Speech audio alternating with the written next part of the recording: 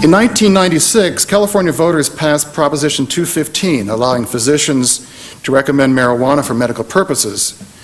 To date, as I understand, 10 states have enacted medical marijuana legislation that is actually being implemented. And a total of 36 states in the District of Columbia have formally recognized in various ways the value of medical marijuana. A year ago, the Ninth Circuit, U.S. Circuit Court of Appeals ruled that doctors have a constitutional right to discuss marijuana with their patients. However, refusing to accept the will of the electorate, the federal government has been fighting back. Earlier this year, Oakland resident Ed Rosenthal was the central target of the federal government's campaign to destroy legal medical marijuana in California.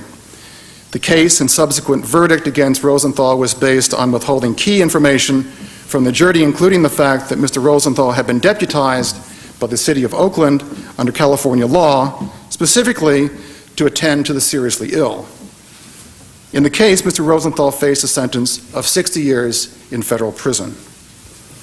However, facing subsequent public outrage about the case, including a public protest by the jurors themselves, the presiding judge handed down a sentence of only 1 day in jail and a nominal fine. But Ed Rosenthal remains a convicted felon who is currently seeking to have his sentence overturned in a state with 3 strikes and you're out. Interestingly enough, in the current recall election in California, all of the major candidates from across the political spectrum, including those that have dropped out, have endorsed the legality of medical marijuana. How times change.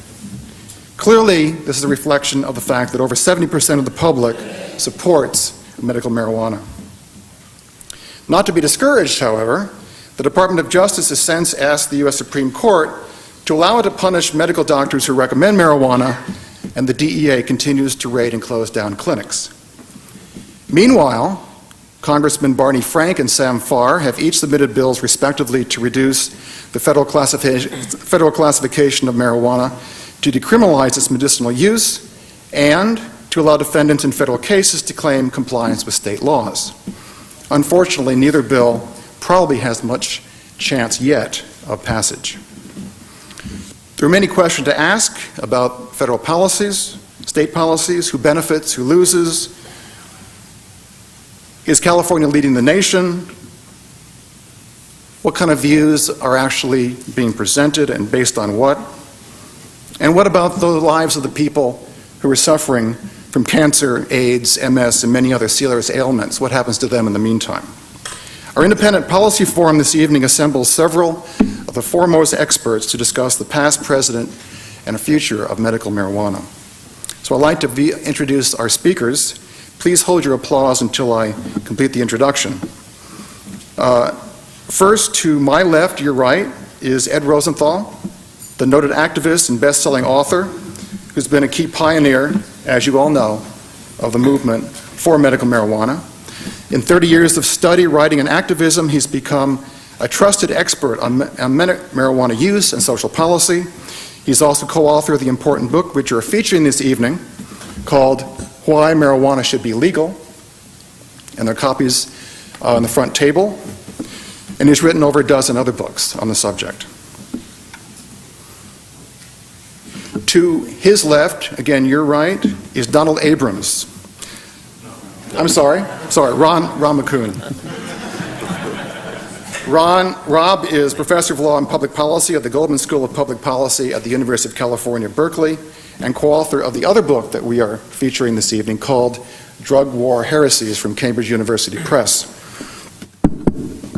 He was formerly a behavioral scientist at the Institute for Civil Justice and the Drug Policy Research Center at Rand Corporation. He's one of the world's foremost authorities on drug policy. To my right is Edwin Dobb. Ed is contributing editor to Harper's Magazine. His writings on civil liberties have been published in Harper's, Amnesty Now, and San Francisco Magazine. He was formerly senior editor of The Sciences. He writes for New York Times Magazine and is a visiting lecturer at the Graduate School of Journalism, also at UC Berkeley. Finally, I want to introduce, to his right, your left again, Donald Abrams. Don is Professor of Clinical Medicine at the University of California here in San Francisco and one of the leading researchers in the world on medical marijuana. He's also Assistant Director of the AIDS Program at San Francisco General Hospital, and since 1981 has been involved in several landmark studies on HIV and AIDS. He's conducted clinical trials of marijuana since 1997, including trials with grants from the National Institute of Health. So please join with me in welcoming our speakers.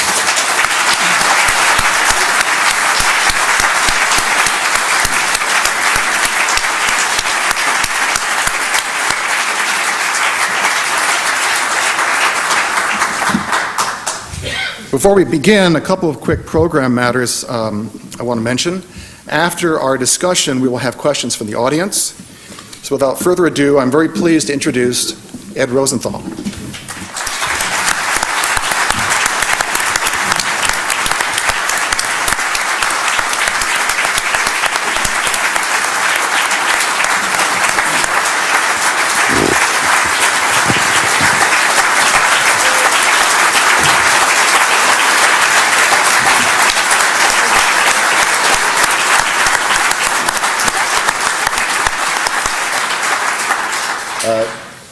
First thing, I'd like to thank the Independent Institute for sponsoring this forum and creating it, and I think that this is pretty incredible, and especially you, David, and also Bill Sandover, who's here.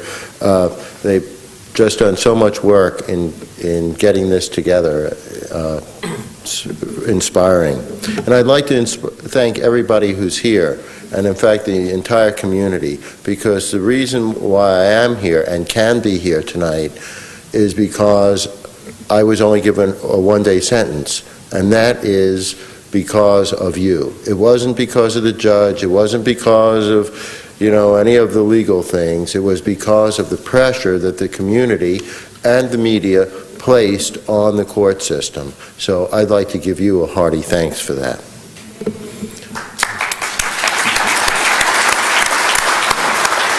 Now, this issue, the issue of medical marijuana, is of prime importance to perhaps 100,000 Californians who use marijuana in one way or another for their health, who have been given recommendations by doctors, and it may improve the quality of their life, it may maintain their health, or it may actually keep them alive.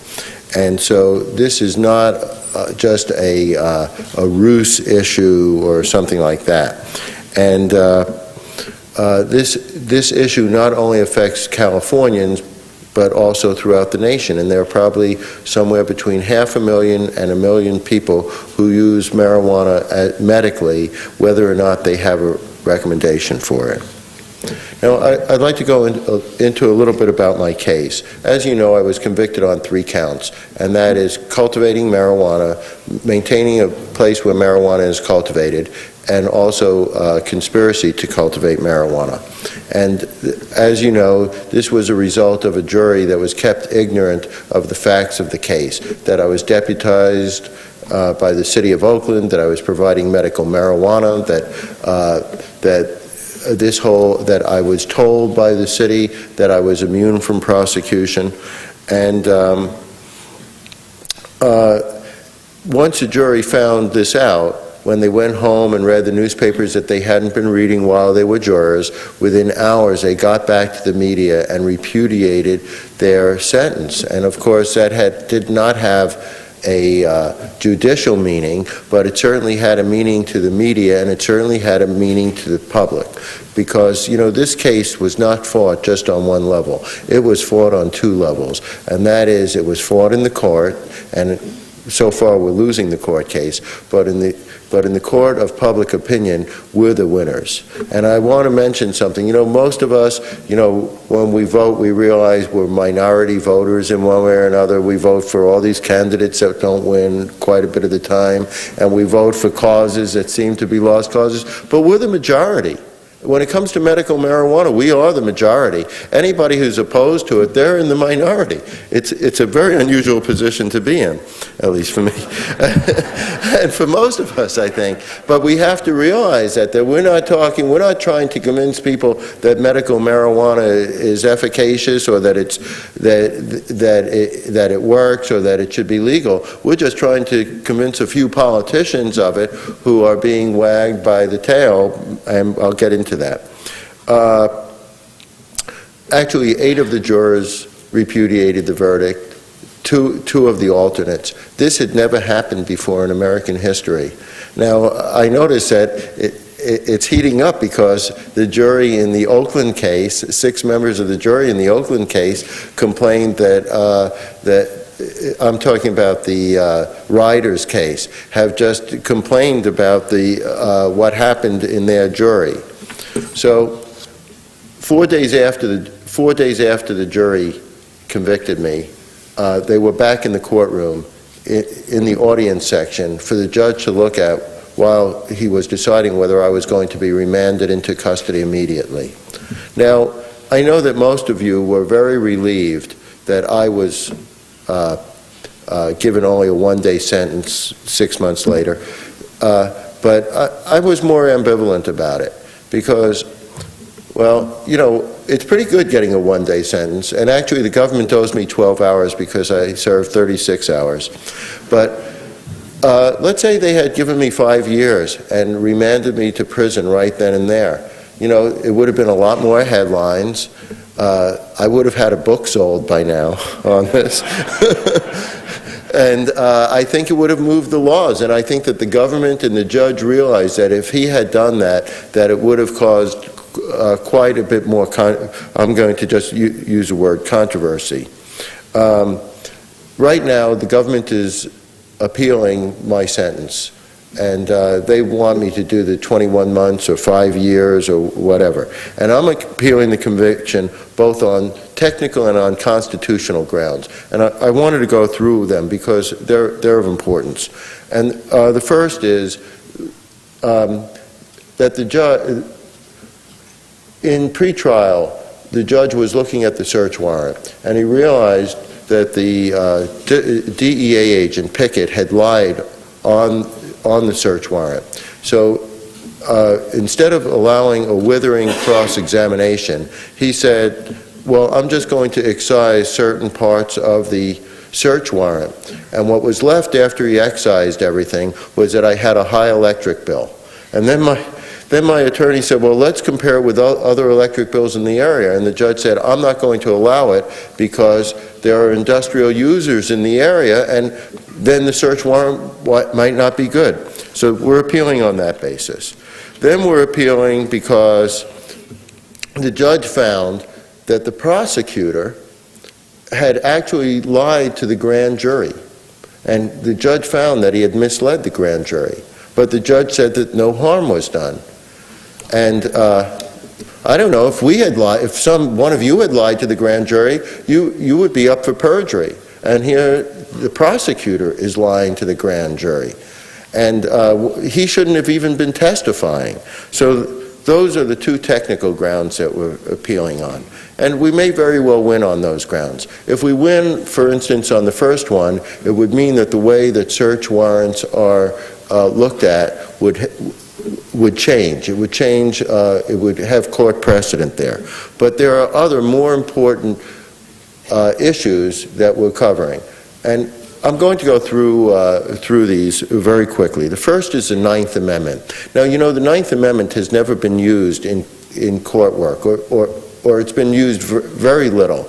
Even the Griswold decision, which was for birth control, and the abortion decisions did not rely on the 9th Amendment. And what the 9th Amendment says is that those rights of the people that are not enumerated in the Constitution remain with the people and shall not be denigrated. That means, like, for instance, you have the right to eat strawberries. There's nothing in the Constitution that says that you have an inherent right to eat strawberries, but you have it because it's been there. Those are some of your natural rights. And there are 2 natural rights that the 9th Amendment covers in this case. And the first is that you have a right to seek health. everybody has a right to seek health in their own way, whether you want to use herbal supplements, or whether you want to use vitamins, or whether you want to use religion and prayer for your health. You have a right to determine how you will gain your health. And so by restricting medical marijuana, the government is restricting your right to health. And then the second part is this. Before the Constitution, people in the United States had the right to use marijuana. And then, up until 1937, there were no federal laws against marijuana. So that was 150 years that people were using, approximately 150 years during the United States that people were using marijuana. Then in 1937, the government realized that in order to restrict marijuana, it would have to pass a constitutional amendment. So instead, they passed a tax law that was confiscatory. It was a $100 an ounce tax, which in 1937 was a lot, since an ounce only cost a couple of dollars. So people would be arrested not for possessing marijuana, but for not possessing the tax stamp or paying the taxes on the substance. And it wasn't until 1968 that marijuana was made illegal. I believe that that's unconstitutional. People had the right to use marijuana through that entire period of time, and it was only in 1968 that it was made illegal. Well, if people had the right to use it, then that was a constitutional right. How can that be denied? And years ago, I wrote a paper that said that the Ninth Amendment is probably going to be the amendment of the 21st century, and I hope this is the first case on it. Then the 10th Amendment, that's our states' rights amendment, that any rights not given to the federal government remain with the states. And the state has two basic rights, one in this area. One is to regulate the health of its citizens, and the other is to regulate doctors. So the federal government is violating these rights in terms of the 10th Amendment. And where this comes in, especially in my particular case, is in the Constitution, and these are interwoven, but in the Commerce Clause of the Constitution that regulates interstate commerce. Well, look, this marijuana was grown in California by Californians, for Californians. It was recommended by California doctors for people to use in California. I fail to see where there's any interstate commerce. So if there's no interstate commerce and the state has the right to regulate health, and it's already determined that marijuana is good medicine, then why is the federal government in here at all? And then another issue is 885D.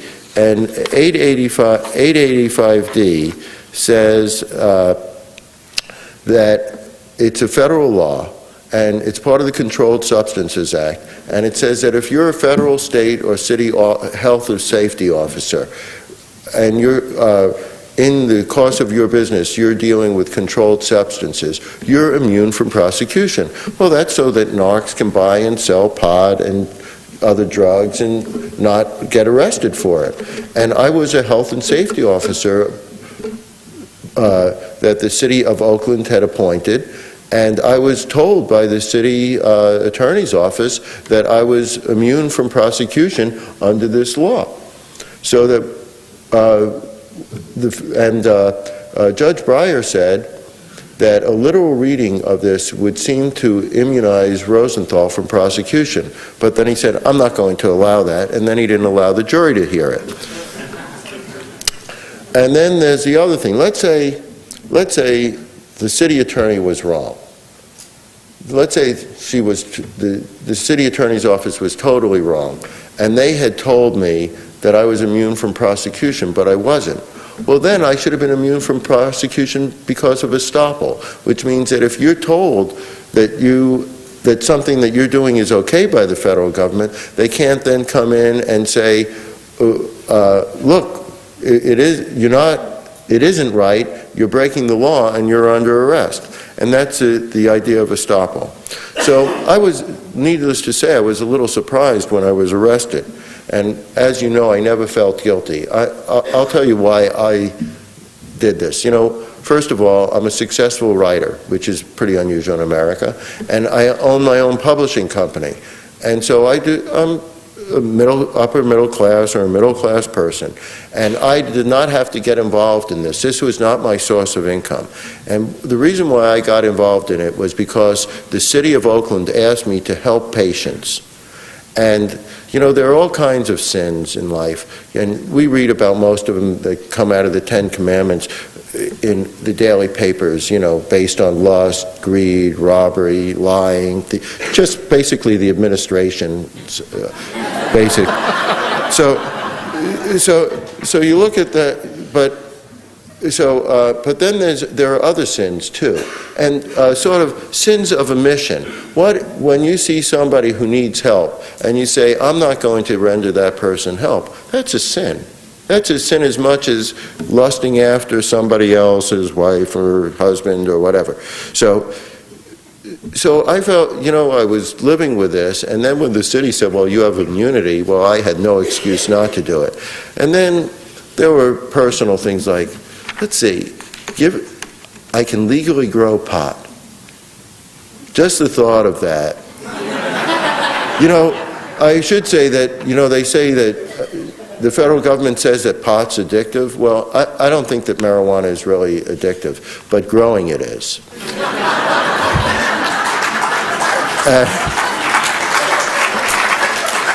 And so when I was given the opportunity to legally grow marijuana, I jumped at that. So anyway, so given that, given all these circumstances, it was inevitable that when I was arrested, that I would be fighting this. And I had just read a book a few months before I was arrested called The Tipping Point, which talks about movements and how movements form and how little things make big changes in society. And I think I was really fortunate in reading this book because it gave me insight into what was going to happen to me, what was happening to me, and what was going to happen to this issue. And after all of this, you know, the one thing that this did was change the paradigm in the way that people think about marijuana and that the way the press reports it. And this is exactly what the federal government was afraid of. This is what they've been trying to stop. And their doing this actually made me into a much better activist than I've ever been. You know, one of my ironic thoughts is that for 35 years I was trying to think, well, what would make me a more effective activist? How can I be a more effective activist? How can I get this into the media so I could be speaking at places like the Independent Institute instead of at mass rallies and things? So, and the federal government found it out for me. And, you know, so let this be a warning. You better be careful what you wish for. So, now, the real question is, why does the federal government want to do this? What do they have in it? What's their vested interest in this? And I want to go into I have two ideas about this. The first is that they really hate marijuana more than any other drug, whether it's legal or illegal. And the reason for that, whether you're talking about tobacco, alcohol, amphetamines, cocaine, heroin, all of those drugs ultimately make you dysfunctional in one way or another, or can kill you, you know. And the problem with marijuana, as far as the police are concerned, is that there is no payback to the people. They don't get any dysfunction from it. They might be happier than the police are. It doesn't fit the Puritan ethic that if you have enjoyment, that in some way you have to pay for it. And I think, in a way, that's the psychology of the police. But there's something much more important, that the whole criminal justice industry is based on arrests and on catching criminals. And so if you decriminalized or regulated marijuana, then 8% of their budget would be down the drain. 8% of their budget. 1 out of every 12 arrests, 1 out of every 12 jails, 1 out of every 12 cop cars, 1 out of every 12 judges. It goes on and on down the line, so that we're talking about a tremendous amount of money. And the marijuana war cost the federal government and the federal government and the state governments, that means us, really, somewhere between $15 and $30 billion a year. And I'll give you some quick statistics on that. There are about 730,000 people who were arrested for marijuana last year, 88% of them for simple possession. There are probably between 100 and 150,000 people in prison right now for marijuana. There are 20,000 people in federal prison for marijuana right now. Costs the government $1.5 billion just to house that small town of 20,000 people. Half of those people are Hispanic, so that there are 10,000 Hispanic people in prison, in federal prison, just for marijuana. And, so if you can think of how much resources is spent on that, it's incredible. So let's give a hypothetical. Let's say tomorrow everybody stopped using illegal drugs, or let's say they just stopped using marijuana. Everybody stopped using marijuana. So the police went out to arrest people. There was nobody to arrest. Nobody was selling marijuana on the street. Nobody was using it in their homes. It wasn't being used. It would be disaster for the DEA. Could you imagine that? Now look, DEA has had a pretty good growth period over the last 65 years. In 1937, when the tax stamp came in, there were estimated to be 55,000 users. Last year there were 730,000 arrests. That's about 13, the arrests totaled 13 times the number of users when marijuana was originally regulated. There are 25 million users for the feds and state authorities to poach upon. They've had a tremendous success. If you take a look at these statistics, statistical impossibility is going to happen sometime around 2020, where there'll actually be more marijuana users in the United States than there are people.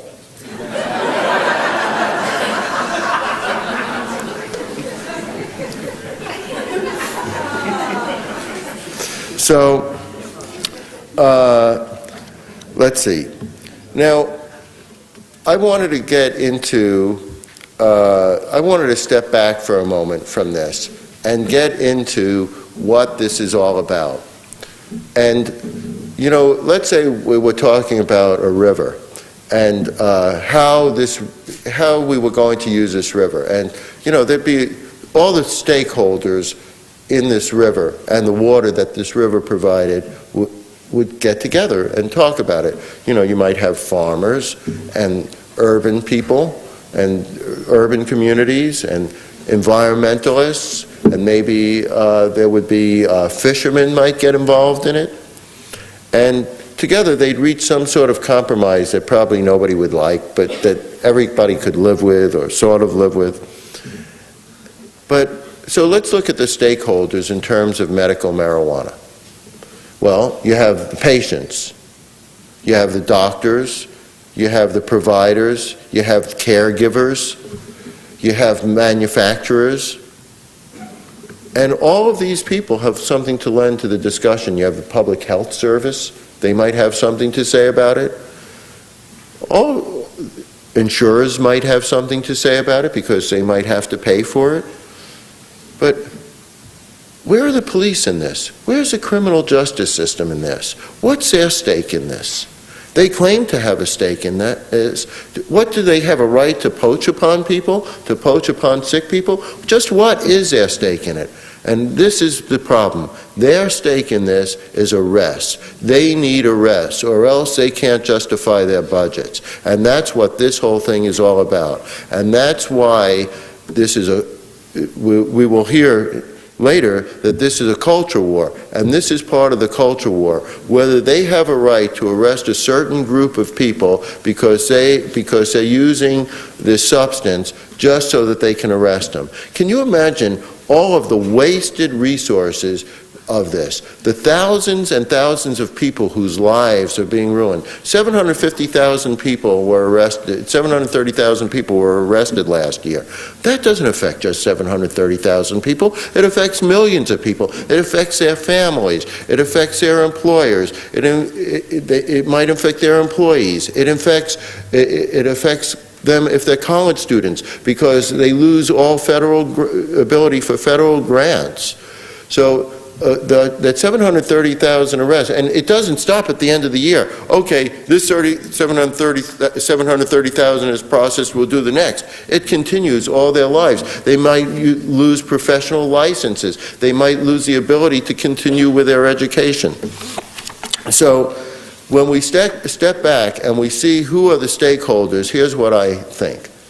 The police, the criminal justice system is not a stakeholder in whether medical marijuana patients should be able to use marijuana, or how much they should be able to use, or how they should be able to grow it. They have absolutely no expertise in this area. Any expertise that they claim to have is negated by their official organization. And their official organization is the California Narcotics Officers Association.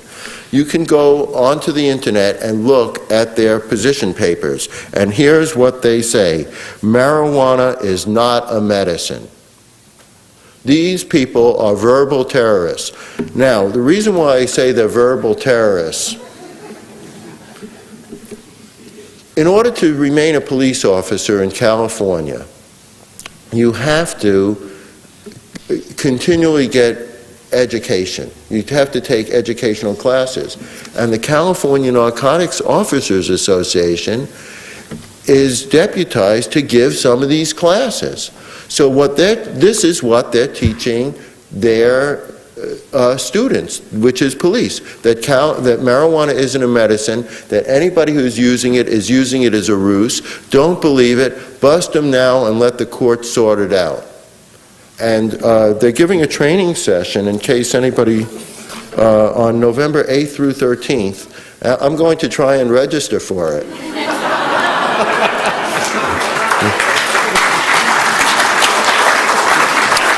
And so they're saying in this, they say that the people who are supporting medical marijuana are just doing it as a means of pushing marijuana onto the public, you know, so that this is a first step. This is the only thing that I agree with them about, that medical marijuana is only a first step, because everybody has a right to use it, whether they're using it medically or recreationally or however they want to use it. And I know that now people will say, now the Narcotics Officers Association will say, well, that's exactly what we said. But let's get real. Does the federal government differentiate between medical marijuana and recreational marijuana? There's no differentiation in the law. And in fact, what do they tell the juries? No matter what the state law might be, the federal government doesn't recognize medical marijuana. So you have this Narcotics Officers Association functioning as verbal terrorists in this war. And then they want to sit down at the table with stakeholders and say, well, we're stakeholders in it too. But I question, where is their stake in it? And I'll give you one example of how this played out very recently. There was recently the Vasconcellos bill, which former Governor Davis is going to decide whether he's going to sign or not. Part of the reason he's going to be former Governor Davis is because he was always apathetic and actually anti-marijuana and anti-medical marijuana. And maybe if he had a little more empathy for a few sick people, he wouldn't be in the terrible position that he's in.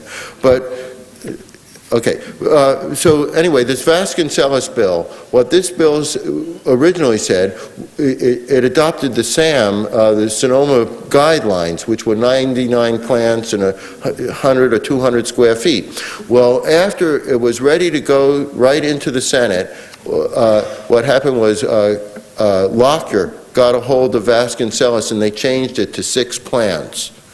Now, what expertise does Lockyer have about what 6 plants will produce? What does he know about medicine? Why was he even involved in it? Don't you think it's up for the people of this state to make policy, and then for the Attorney General and the district attorneys to follow that policy and for the police to follow it, rather than for the tail to wag the dog? That's where it's at. We have a police department that is out of control. And I have to get off, but there's one last part of this, which is, if you look at the Oakland Narcotics Bureau, where do you think they're housed? They're not in the Oakland Police Building. They're not at City Hall. They're not in any of their own building. No, they have a space in the federal building. And narcotics divisions all over the country are becoming part of the national police. They're being directed more by the federal government than by their local police chiefs, and they are now becoming part of the anti-terror network, and that's what we're dealing with. We have a big job ahead of us, but we will win this. Here's something for us all to say and think about. These laws are doomed. Thank you.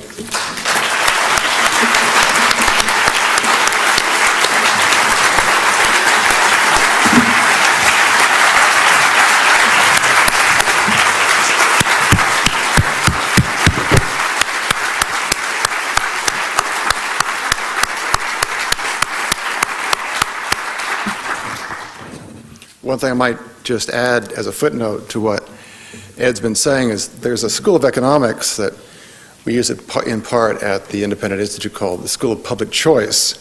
And public choice economists are very well aware of what Ed is talking about as far as the incentives that police agencies have in fostering and actually criminalizing behavior for their own benefit. I want to thank Ed for a wonderful presentation. Our next speaker is Donald Abrams.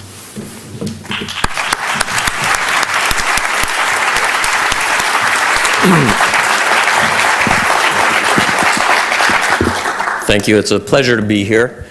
I wanted to start by telling you a little bit about how I got into this field of doing research on marijuana.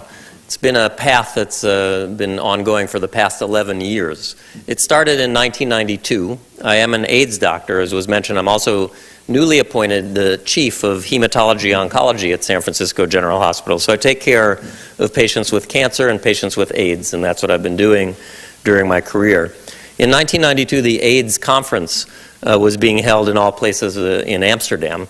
And I was in my hotel room, some of you understand that, yes, glancing at CNN when I noticed Mary Rathbun was being arrested. Mary was a volunteer in our clinic at San Francisco General Hospital. She was about 70. She was known as Brownie Mary. She won the Volunteer of the Year award 2 years running because she came and took our patients to x-ray and took their blood to the lab and picked up their prescriptions. And she also baked brownies for her kids. And here I was in Amsterdam watching Brownie Mary being arrested in Sonoma for baking her brownies. When I got back home, there was a letter addressed to the director of research at the AIDS program at San Francisco General Hospital.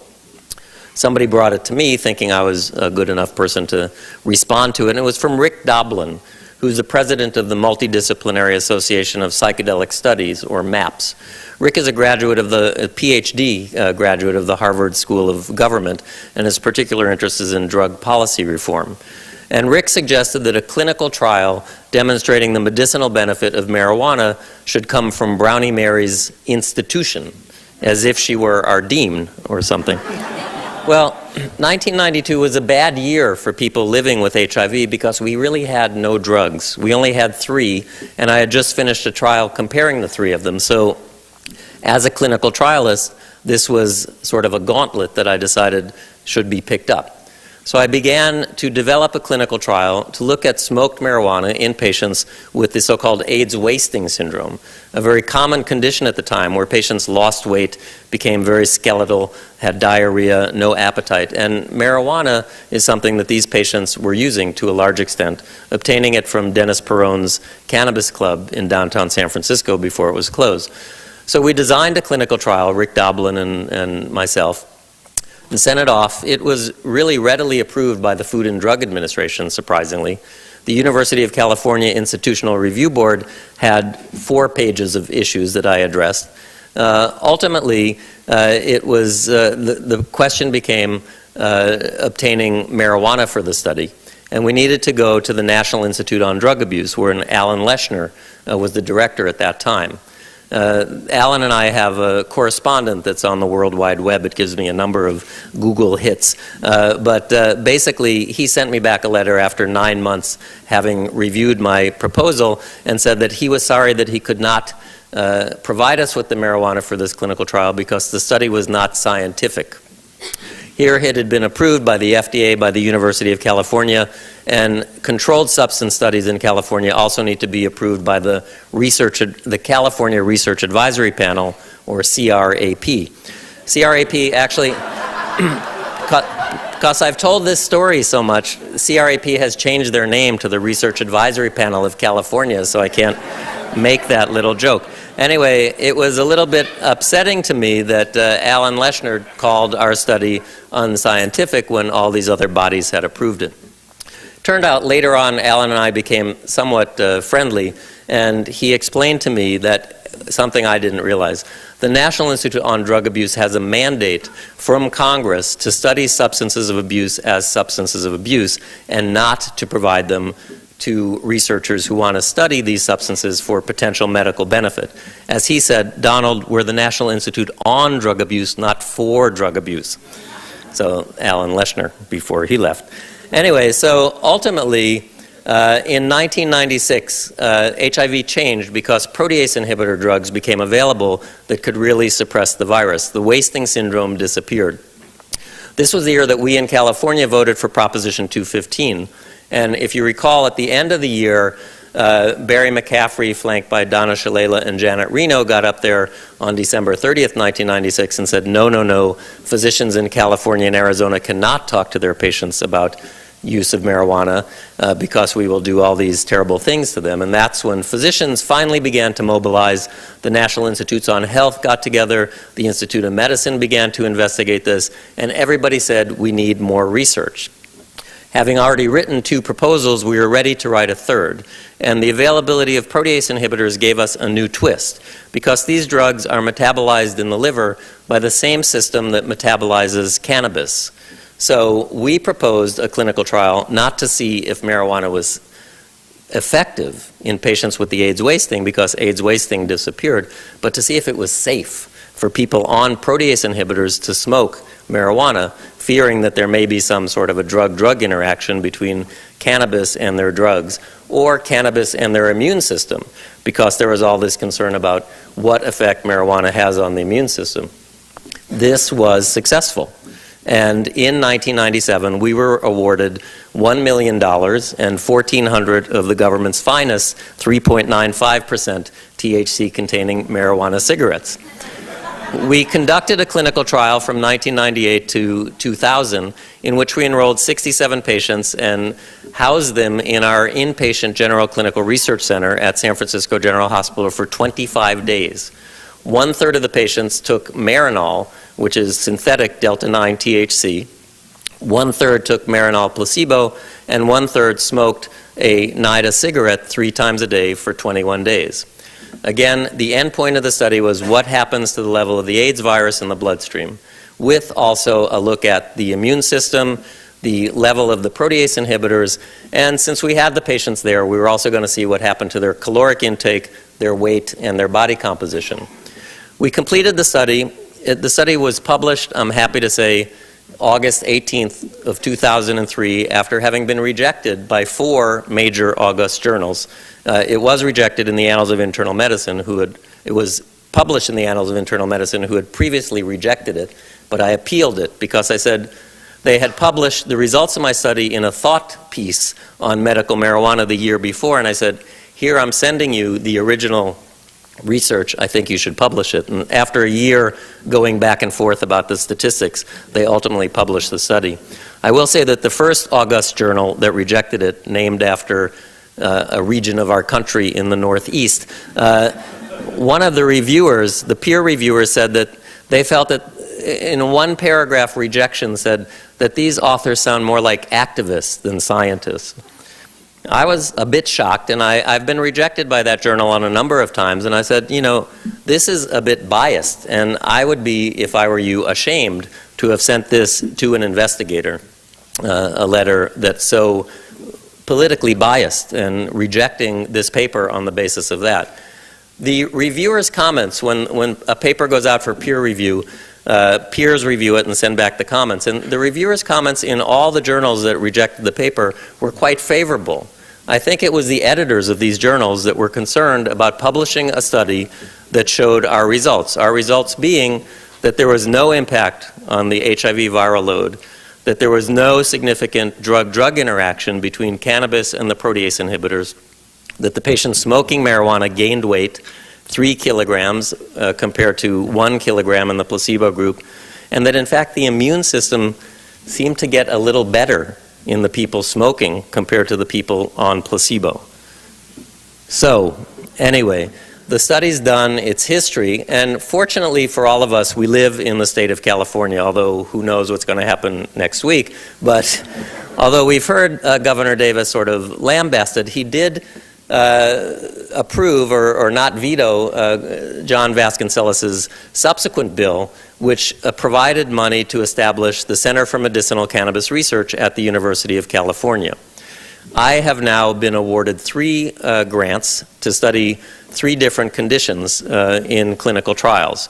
Currently, we are doing a study in patients with HIV and painful peripheral neuropathy, which is nerve damage leading to very severe pain in the hands and feet. Patients with peripheral neuropathy do not benefit from opioids, but they do seem to benefit from cannabinoids or cannabis. So we have just completed a pilot study, and now we're doing a randomized placebo-controlled trial of smoked marijuana versus smoked placebo. We also have a study for cancer patients who are taking opioid narcotics and still have pain. This study is looking at the interaction of cannabis and the opioid analgesics to see if together they provide an additive pain relief, which we believe they will. We're currently doing a study in women with breast cancer who have delayed nausea and vomiting secondary to their chemotherapy to see if cannabis or Marinol provides relief. And the final study that I just hung up from the FDA with this afternoon discussing is a study to look at the Volcano vaporizer as a smokeless delivery system. I believe personally that marijuana has medicinal benefit. This is not news. People have known this for 5,000 years. In fact, it is only over the last 70 years that physicians in this country could not prescribe cannabis. What I find myself in the midst of now is a somewhat Sisyphean, if that's the right word, effort to reprove that marijuana is medicine. And we live in an era of evidence-based medicine, so my goal is to produce evidence that will hopefully convince people that need to be convinced that this is a drug that benefits people who need it. Whether or not this is a possibility in our lifetimes remains unclear, but it is the goal of the work that I'm doing. With that, I'll stop, and thank you very much.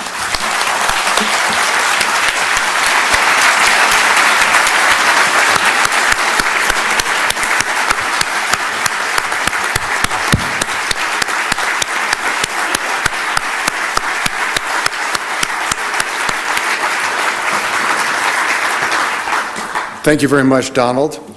Our next speaker is Edwin Dobb.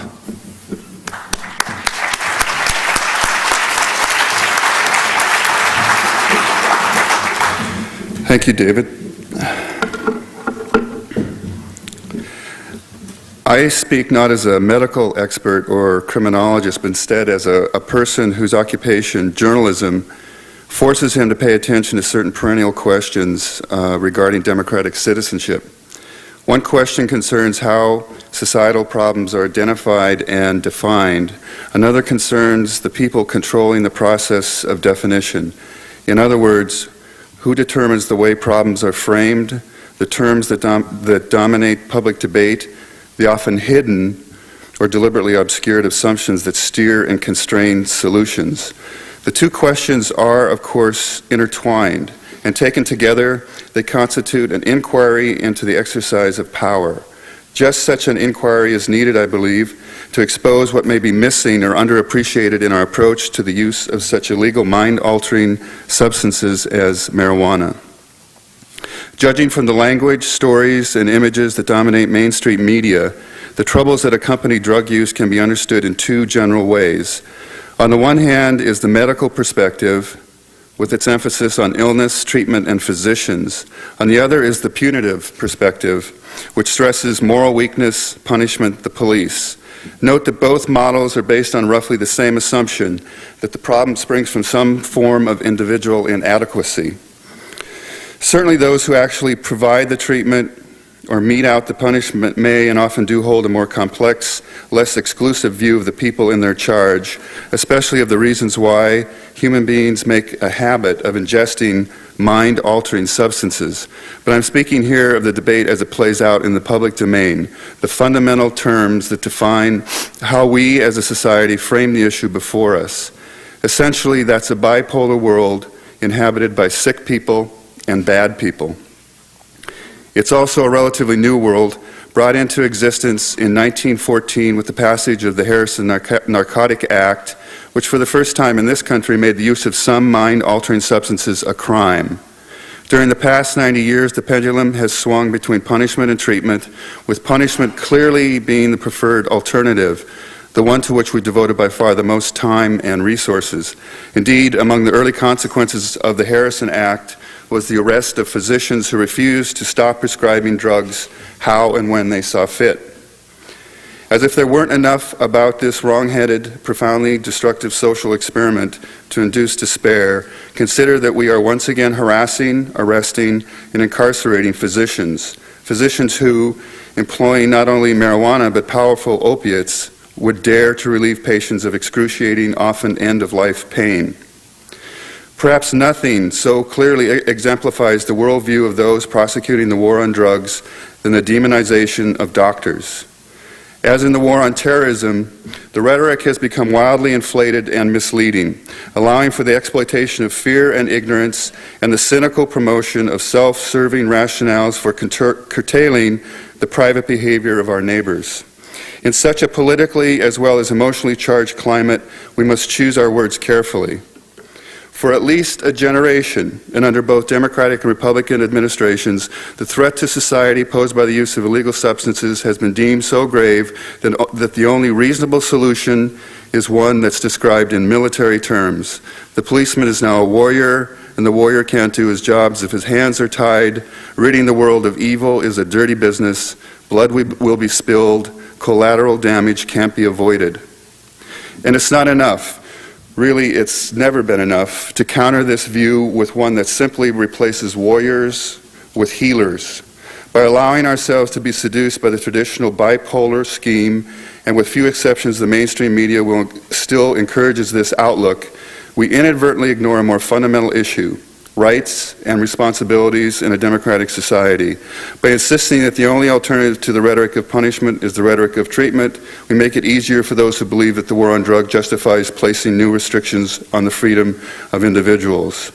But if instead we move the discussion into a civil liberties context, the considerable and ever-growing dangers of the war itself come into focus, and the strategy of the warriors is exposed for what it is in effect, if not intention, an assault on the principles upon which the Constitution is based. At the most fundamental level, the issue isn't one of sickness versus health or bad versus good. It's what lengths do we believe the state can and should go to monitor and control the voluntary, private use of any substance, regardless of its effects upon the individual. Seen in this light, the societal problem that truly demands our attention isn't drug abuse, it's the abuse of power.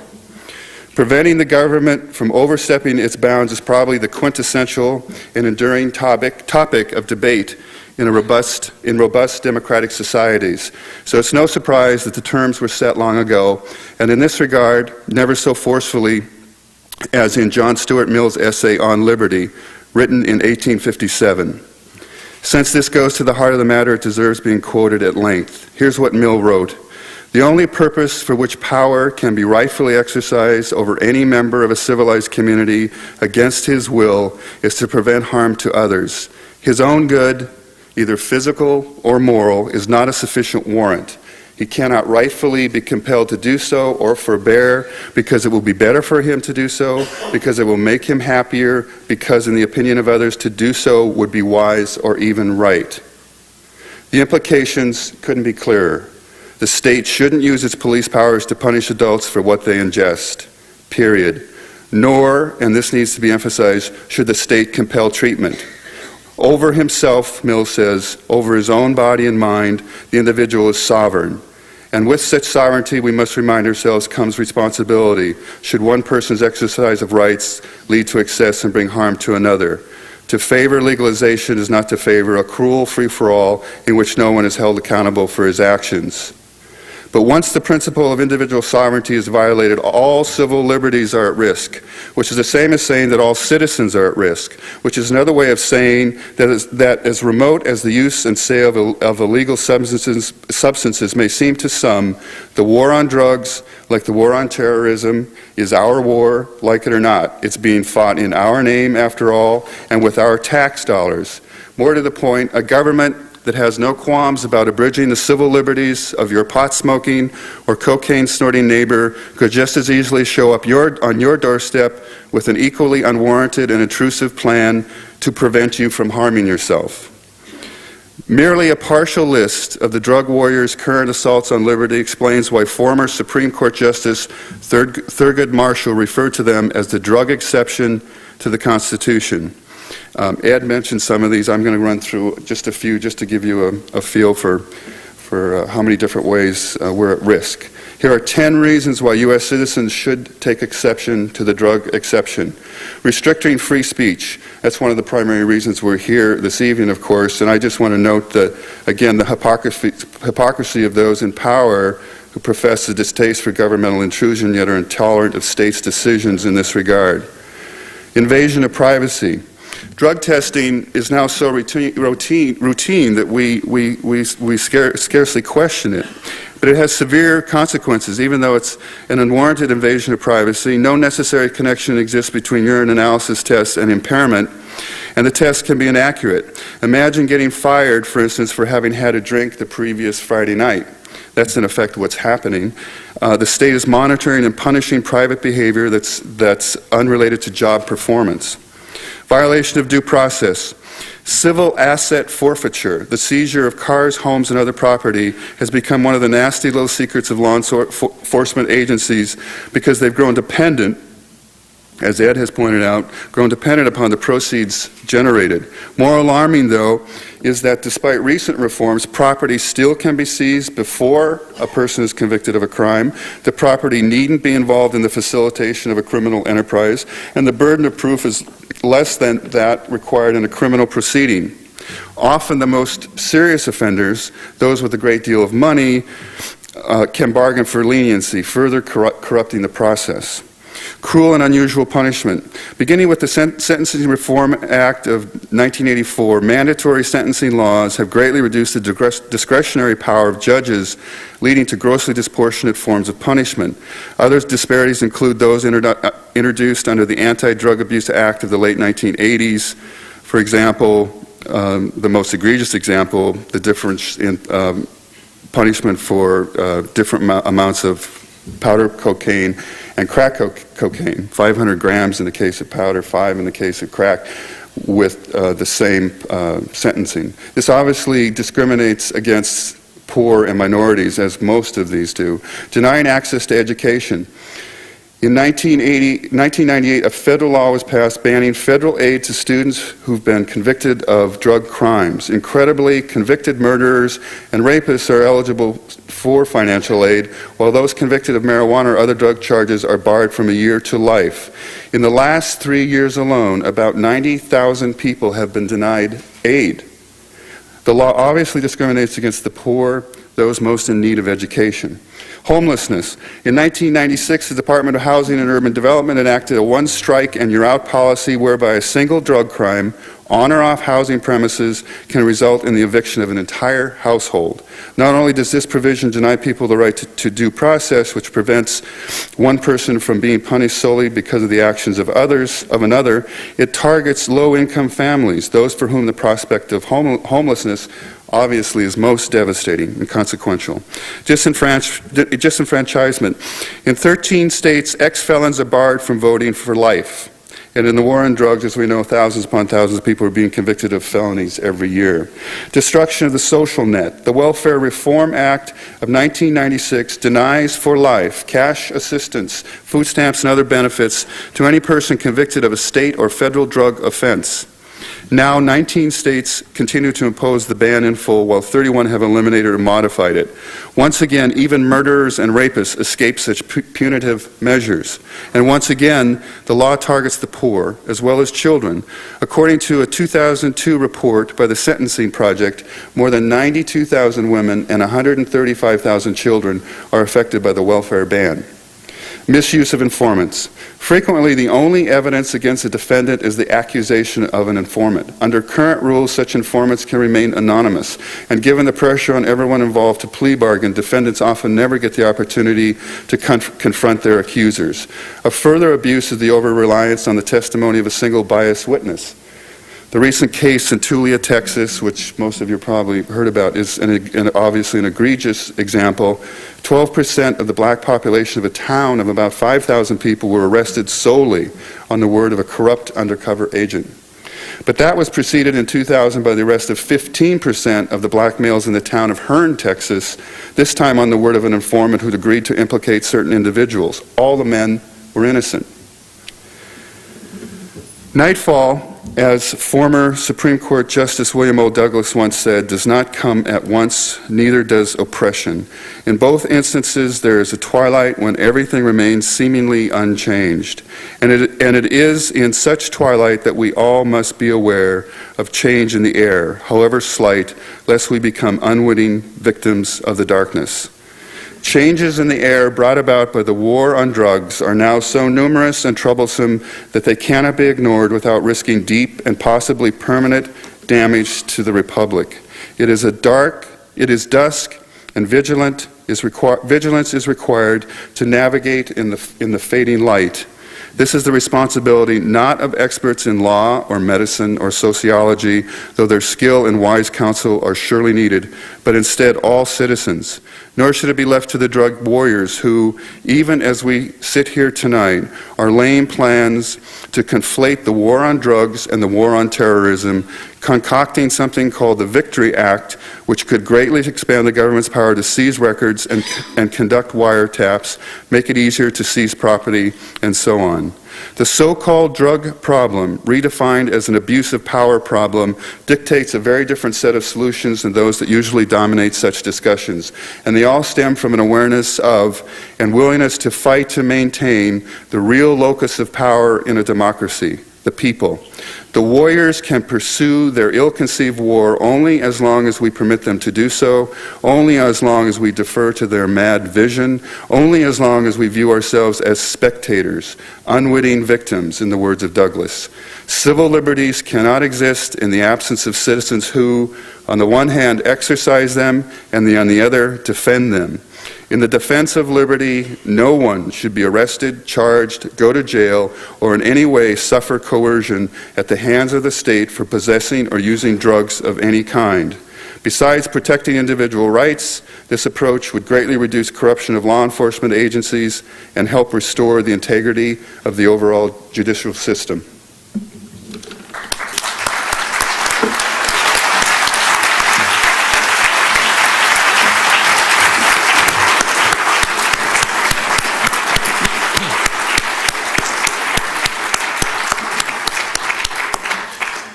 Thank you, Ed. For those of you who have not followed it that closely, of course, the USA Patriot Act has a successor, which was termed Patriot 2, and of course, the Patriot Act was cynically named Patriot Act to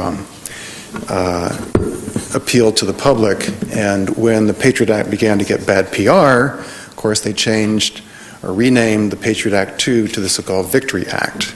So that's the next thing on the horizon. Our next speaker is Robert McCoon.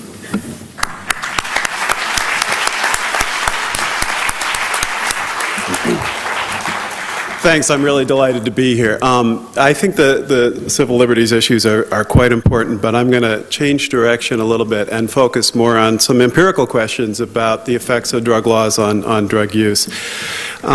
I'm actually going to say very little about medical marijuana because I actually don't think medical marijuana is really what's at issue here. I think the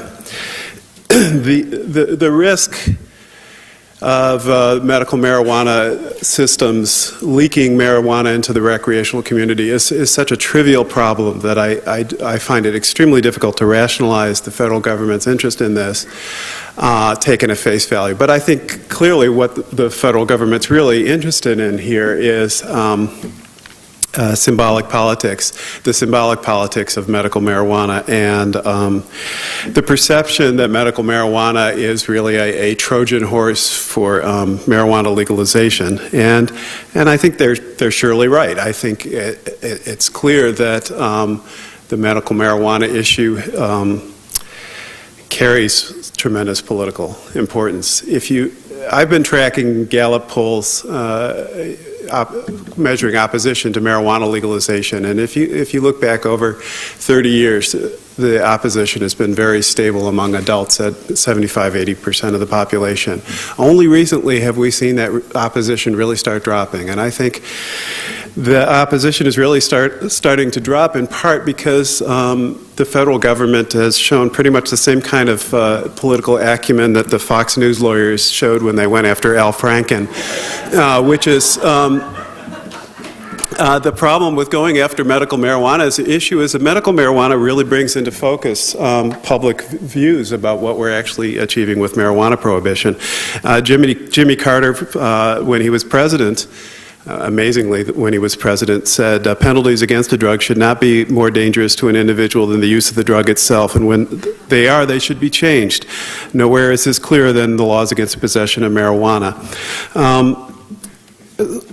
So I want to open up the context a little bit by looking at, well, what would actually happen if we decriminalize marijuana, depenalize marijuana, legalize marijuana? And I come at this not as an activist telling you what to believe, but as a policy analyst, definitely not funded by the federal government, but funded by the Alfred Sloan Foundation, the Robert Wood Johnson Foundation, to look at this question empirically. And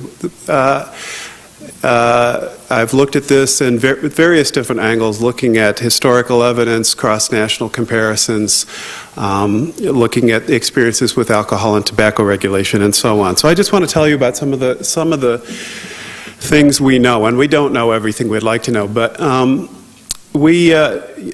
the federal government has been complaining about Canada's recent decision to decriminalize marijuana and saying that they're bad neighbors, that they're poisoning our neighborhood. And the Canadians were good enough neighbors in the 1970s not to accuse us of being bad neighbors when 11 of our states decriminalized marijuana. In fact, we did it first. 11 states in the United States decriminalized marijuana, meaning specifically possession was downgraded from a felony to a misdemeanor, and it varies from state to state how this is implemented, whether there's a quantity limit or a frequency limit or so on. But and so that's one of the sources of evidence we can look at, and when we look at that evidence, we are unable to find any effect of that legal change on levels of marijuana consumption. They're just, you can't really detect any. There's one study that has shown a very small effect. Nobody else seems to get the effect. Even the study that finds an effect is very tiny. Australia, several regions of Australia have depenalized, I prefer the term depenalization because I think it's clearer, have depenalized possession of marijuana. Both cross-sectional and longitudinal studies fail to find any effect of this on levels of marijuana use. The U.S. is increasingly isolated in marijuana policy as country after country relaxes their marijuana laws. The U.S. federal government has really been bullying other countries into trying to toe the U.S. party line for a long time, and a lot of countries are finally saying no. we're going to go our own way. Canada has said that. Great Britain has said that. Many regions of Germany have said that. Australia, Portugal, Italy and Spain, it's actually not well known, but Italy and Spain have already decriminalized marijuana back in the 1970s. And we don't find effects of removing penalties for possession on use. And this is a big part of what this debate is about, and this looming specter of depenalization does not look like a very serious, like it has any serious consequences. I do want to talk about distinguishing depenalization from legalization and talk a little bit about legalization. Legalization would involve actually allowing legal sales of marijuana. And here we really only have one contemporary example, and even that's not a perfect example. The Netherlands, by the letter of the law, cannabis sales are prohibited in the Netherlands. Don mentioned Amsterdam, and people laughed. A lot of my research has been in Amsterdam. It's a tough job, but somebody's got to do it. What the Dutch actually did was they have a written policy of non-enforcement of sales of up to 5 grams of marijuana. The evidence on the effect of commercial sales are very ambiguous, and it's very hard to know for sure what's happening. I will say, during the 1980s, when there was a dramatic increase in the number of coffee shops and the visibility of coffee shops, and during a period in the 80s where there was a lot of advertising by these coffee shops, the Netherlands was the only country that had rising levels of marijuana use. In Europe, the United States had falling levels during that time. I think it's not implausible that commercial promotion did lead to some increase in use. Having said that, it's very hard to find any indication that that's in any way harmed Dutch society, and in fact, levels of marijuana use in the Netherlands are now significantly lower than in the United States. The Dutch, interestingly, the reason why they allow coffee shops to sell marijuana is that a sociologist in the 1970s, a Dutch sociologist, argued that there was a gateway effect, that marijuana led to hard drug use. And the Dutch concluded that they needed to soften their marijuana laws. How did they reach this conclusion? Because they believe the causal mechanism of the gateway is that young people come into contact with hard drug users and hard drug dealers, and so they wanted to separate the markets. It seems to me, and in fact, in my book I review some evidence that the Dutch have successfully done this and that they've actually weakened the gateway. It seems to me that probably a less risky way to reform marijuana laws, if you interpret increased use as a risk, and not everyone does, would be to follow the model used in Alaska and in South Australia, which is to allow legal cultivation of a small number of plants for personal use. There's no commercial promotion involved. There's no advertising involved.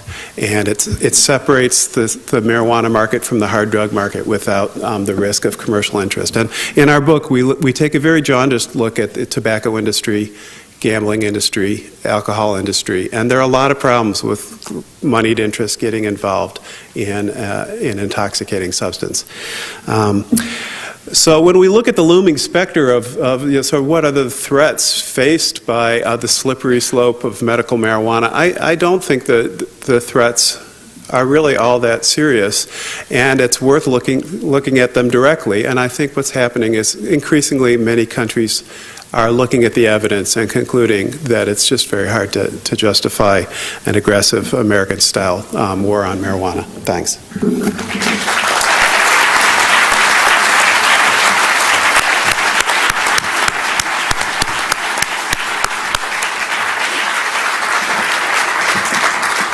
And thank you, Rob, very much. We now have plenty of time for questions. The cards are, of course, designated to different speakers or the entire panel. The first question is for Ed. What advice do you have for people just starting out in the medical marijuana dispensing business?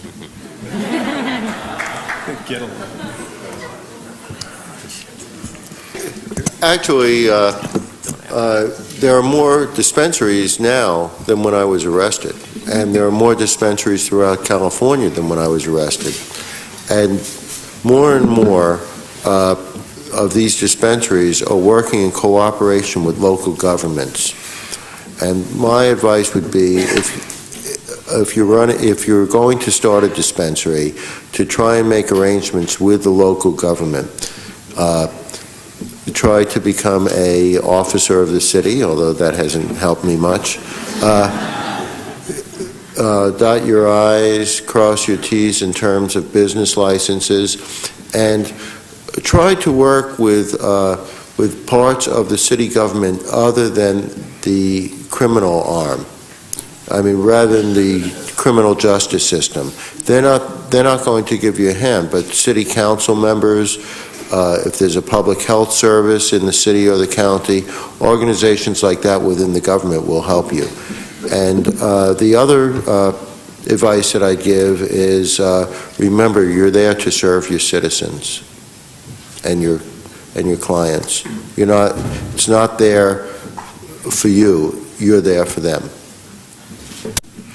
The next question is for Donald Abrams. In the clinical study of cannabis, how were the subject's immune systems improved? Was this finding statistically significant? Are any researchers looking into this further? Yeah, good question. The CD4 lymphocytes are the cell that the AIDS virus infects. It's the helper cell of our immune system, and as HIV progresses, the number of these cells decline. The CD8 lymphocytes are the suppressor cytotoxic cells which fight virally infected cells. This number, a high number, is associated with people who are the so-called long-term non-progressors. What we saw in the group that smoked marijuana was a very highly statistically significant increase in CD8 cells compared to the placebo group. We also saw a CD4 increase that was significant but not as highly statistically significant as the CD8 increase. So we saw immune system benefits on both of those parameters, but in a number of other more extensive immune system studies that we did, we saw no real difference between the three groups. The next question is for Ed Dobb. Mainstream news media typically strive for balance and feel they've done their job if they give equal weight to both sides. What is your, do you see any way to get the mainstream press to do more probing and more real reporting? Certainly, through this sort of activity. I'm a full-time working journalist, independent, and I think by my participation in forums like this, I can have an effect on other writers. I can have some impact on the way issues are framed. I think it's simply a matter of, in terms of writers and editors campaigning for the type of story and the type of the approach to a story that more clearly defines the stakes. Okay. Question for Rob McCoon. How can we overturn marijuana laws in the U.S. while being a signatory to international drug treaties? Let me swallow my ice cube first. That's a very good question. Actually, these international treaties are one reason why the Dutch have not legalized marijuana. They've come up with this elaborate way of de facto legalizing it because they're signatories to these international conventions. Now, conventions can be renegotiated. In the early 90s, I went to a European Union conference it was a meeting to harmonize drug policies. What harmonizing drug policies meant at that meeting was bring the Dutch in line. And the Dutch were really being bullied at that meeting. Now, almost a decade later, we see many of the old adversaries of the Dutch in this battle really moving in the Dutch direction. And as Europe is changing, Australia, Canada are changing, I think we're going to see movement internationally that there's this belief in American exceptionalism, and it may well be that American federal government doesn't care what other countries are doing. But one thing that I think is important is that some of these other ways of dealing with marijuana will no longer just be hypothetical. We'll actually have experience with those, and we find out what happens. And so far, as we're accumulating evidence, we find out that not much happens. The sky does not fall in, and I think that that's potentially important. Another question for Ed Rosenthal. Where is the tipping point in this drug war? I think the tipping point has already occurred. And the tipping point was when, has occurred over a period of time as citizens in 8 states voted overwhelmingly for medical marijuana. And when we heard in the polls that between 60 and 75% of the population is in favor of it. We've tipped in terms of medical marijuana, and it's just that right now the tail is wagging the dog. It's not going to be happening for long. And one of the things that the book, The Tipping Point, talks about is that things will go along on a plateau for a while, but when things start happening, they happen quickly. And, in our lifetime, that's happened any number of times. One day we woke up and the Soviet Union was no longer. We had apartheid in our country. There are a number of major changes. There was no gambling in this country. There was only one state that had gambling, and now that's an accepted practice. So I think that we have actually tipped, and we're going to see a rapid change in this, probably with the new administration in Washington.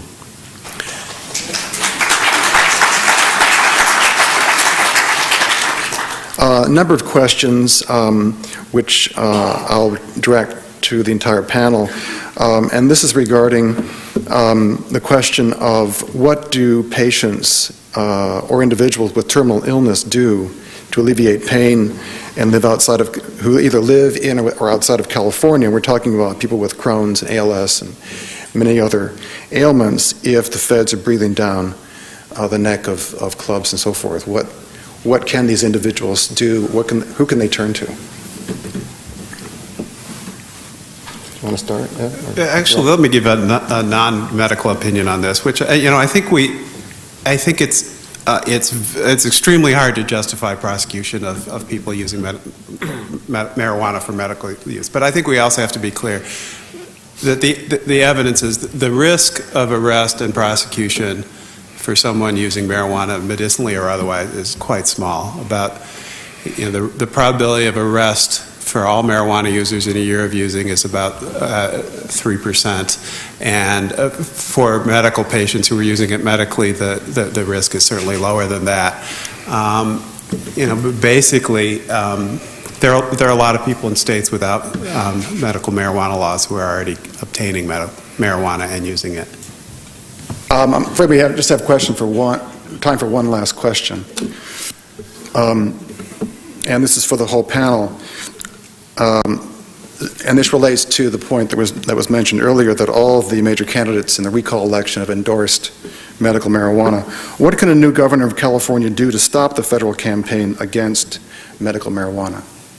Ed? Okay, I think that the new governor could come in and start defending, use the state resources to defend medical marijuana users and their suppliers, and say, well, if the federal government is coming in, we're going to defend these people. And I think that the federal government would back off because they'd never, ever be able to get a conviction again. Yeah, I think...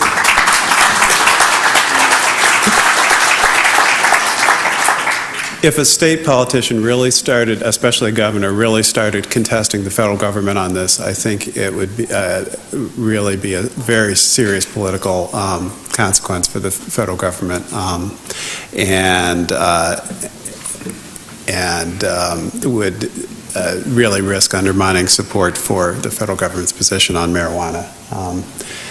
it's striking how few politicians, this is truly remarkable that we have all these candidates endorsing medical marijuana. When we wrote our book, we couldn't find any politicians in office to cite as being in favor of marijuana reform other than Mark Morial, the mayor of New Orleans at the time, and Kurt Schmoke, mayor of Baltimore. Otherwise, there were no politicians on record as favoring drug reform of any kind. I want to thank Ed Rosenthal for his superb work and truly courageous leadership.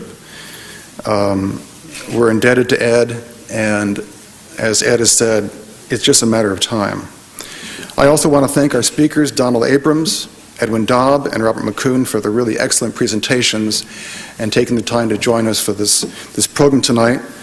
We're especially grateful to our co-sponsors, Harper's Magazine, the Drug Policy Alliance, and the Goldman School at UC Berkeley for their marvelous assistance. And most of all, I want to thank each of you for joining with us. Without you, this program wouldn't have been such a success, and the movement that we're discussing cannot possibly succeed. As I mentioned earlier, Ed and Rob will be available in the outer lobby.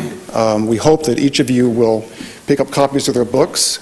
Anyone seriously interested in this issue cannot do any harm, I can say the least, and I strongly encourage you to get their books, and they'd be happy to autograph them for you. Please also visit our website at independent.org for upcoming information about our events. We look forward to seeing you at our next Independent Policy Forum. Thank you and good night.